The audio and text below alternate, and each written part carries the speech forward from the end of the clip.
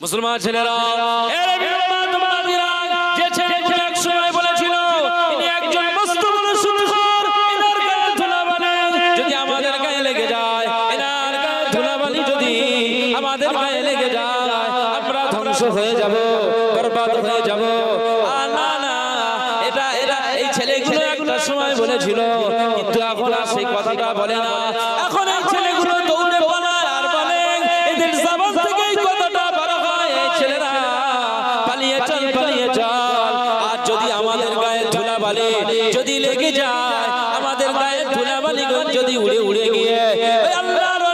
হযরত হাবিব আজমের গায়ে যদি পড়ে যায় আজ আমাদের পায়ে এই ধুলাবালিগুলো যদি উড়ে উড়ে গিয়ে